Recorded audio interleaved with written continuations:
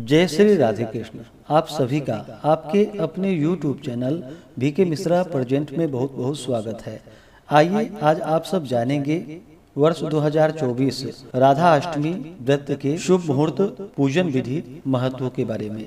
इस बार राधा अष्टमी का व्रत जो कि 11 सितंबर 2024 दिन बुधवार को पड़ रहा है। आप सभी भक्तों को राधा अष्टमी की ढेर सारी शुभकामनाएं। आप सभी के जीवन में भगवान श्री कृष्ण राधा रानी की कृपा से आप सभी को सभी प्रकार के सुख और समृद्धि की प्राप्ति हो।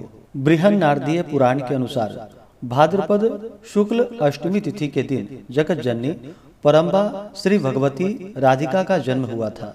अतएव इस दिन राधा व्रत करना चाहिए। यह अनंत पुण्य फलदायी माना गया है।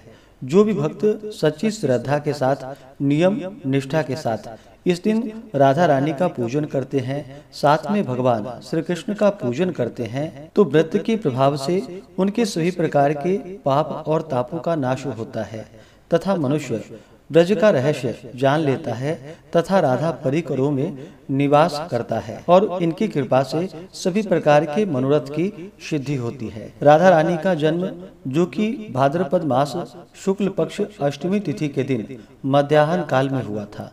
इसलिए व्रती को चाहिए कि इस दिन सुबह ब्रह्म मुहूर्त में उठ करके नित्य क्रियाओं से निवृत्त होकर के गंगा नदी में या घर के नहाने के पानी में ही थोड़ा सा गंगा जल मिला करके स्नान करना चाहिए। शुद्ध वस्त्र धारण करना चाहिए। व्रत के लिए मन में संकल्प लेना चाहिए। भगवान श्री कृष्ण राधा रानी से प्रार्थना करनी चाहिए। आपके मन में जो भी इच्छा हो, जो भी कामना हो, वह कहनी चाहिए और प्रार्थना करें कि यह व्रत मेरा निर्विघ्न पूरा हो, हमें पुण्य फलों की प्राप्ति हो। इस दिन जो कि उपवास रहते हुए व्रत को धारण करना चाहिए। आप चाहें तो अगले दिन जाकर के सूर्योदय के बाद व्रत का पारण कर सकते हैं या फिर एक समय फलाहार आदि ग्रहण कर सकते हैं। इस दिन पूजन के लिए एक पवित्र स्थान ले, वहां पर उस जगह को अच्छे से पवित्र करके एक मंडप बनावे।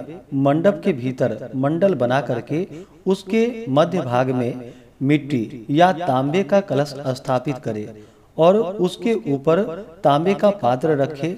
उस पात्र के ऊपर 2 वस्त्रों से ढकी हुई जहाँ तक बन सके तो श्री राधा रानी साथ में भगवान श्री कृष्ण की स्वर्णमयी सुंदर प्रतिमा को स्थापित करे। इनकी प्रतिमा जो कि पश्चिम की ओर करके स्थापित करे और फिर आप आसन लगा करके पूर्व दिशा की ओर मुख करके बैठ करके और फिर इनका पूरे विधि विधान के साथ पूजन करना चाहिए। इस दिन राधे कृष्ण का जो कि जल से अभिषेक करे, पंचामृत से अभिषेक करे, शुद्ध गंगा जल से अभिषेक करे। इसके बाद पीला वस्त्र अर्पित करे, फिर जल से आचमनी करवाए। भगवान श्री कृष्ण को यज्ञोपवीत अर्पित करे। इसके बाद अक्षत, चंदन, पुष्पों की माला अर्पित करे। अक्षत को थोड़ा सा गीला करके उसमें चंदन डाल करके अक्षत को मिला ले, वही अक्षत चढ़ाना चाहिए। और इस दिन जहाँ तक बन सके पीले पुष्प या पुष्पों की माला अर्पित करनी चाहिए।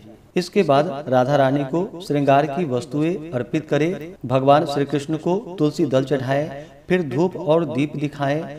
अनेक प्रकार का नैवेद्य अर्पित करे। दूध से बने हुए मिठाई या अभी के मौसम में जो भी ऋतु फल प्राप्त हो उसका नैवेद्य भोग लगाए। भगवान श्री कृष्ण को जहाँ तक बन सके माखन मिश्री का भोग लगाए। खास करके इस दिन पीले वस्तु का भोग लगाए तो यह बड़ा ही पुण्य फलदायी होता है। इन्हें पीला वस्तु, पीला पुष्प हो, पीला नैवेद्य हो, यह अति प्रिय होता है। तो जो भी आपकी सामर्थ्य हो उसके अनुसार नैवेद्य आदि अर्पित करें। इसके बाद जल से आचमनी करवाएं। मुख शुद्धि के लिए पान पत्र, सुपारी, लौंग, इलायची के साथ में अर्पित करें। फिर द्रव्य दक्षिणा चढ़ाएं। इसके बाद फिर राधा अष्टमी व्रत का कथा श्रवण करना चाहिए। राधे कृष्ण के चरित्रों का कथा श्रवण करना चाहिए। स्तोत्र आदि का पाठ या श्रवण करना चाहिए। इससे राधा रानी भगवान श्री कृष्ण का कृपा प्राप्त होता है, जिससे व्यक्ति के सभी प्रकार के पाप और ताप नष्ट होते हैं तथा सभी प्रकार के सुख और समृद्धि की प्राप्ति होती है। अष्टमी तिथि प्रारंभ समय जो कि 10 सितंबर 2024 दिन मंगलवार रात्रि 11:14 और अष्टमी तिथि की जो समाप्ति है वह 11 सितंबर 2024 दिन बुधवार रात्रि 11:47 पे अष्टमी तिथि की समाप्ति है। 11 सितंबर को ब्रह्म मुहूर्त का समय सुबह 4:32 से सुबह 5:18 तक होगा।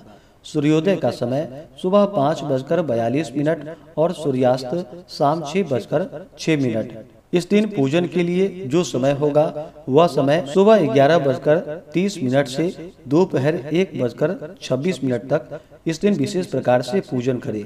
इस दिन राहु काल का समय 11 सितंबर को जो कि सुबह 11:54 से दोपहर 1:27 तक राहु काल का समय होगा।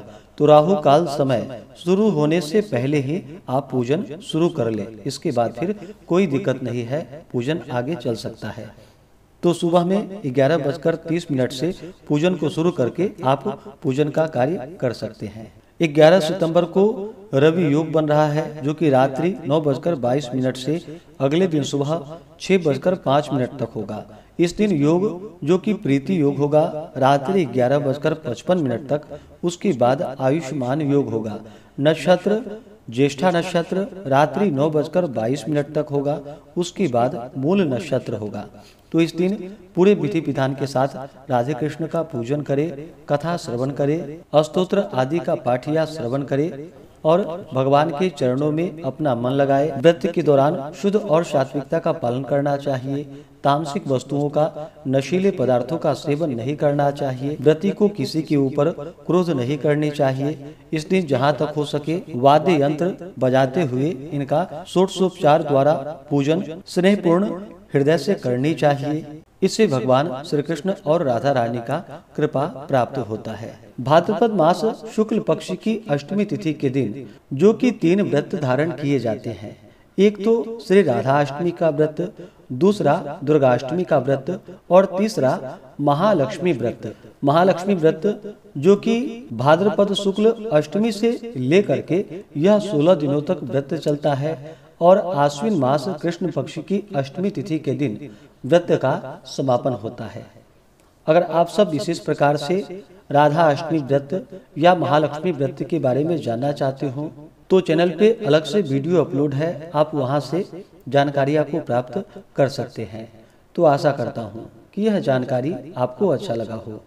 इसी प्रकार से ज्ञानवर्धक जानकारियाँ प्राप्त करते रहने के लिए, व्रत पूजा के बारे में जानने के लिए, कथा को सुनने के लिए चैनल पे अगर आप पहली बार आए हैं तो चैनल को लाल बटन दबा करके सब्सक्राइब करें, साथ में बेल आइकन घंटी को दबाएं ताकि आने वाली वीडियो का नोटिफिकेशन आपको समय से मिलता रहे। वीडियो को लाइक करें, शेयर करें। सुखी रहें और स्वस्थ रहें। जय श्री राधे कृष्ण। धन्यवाद।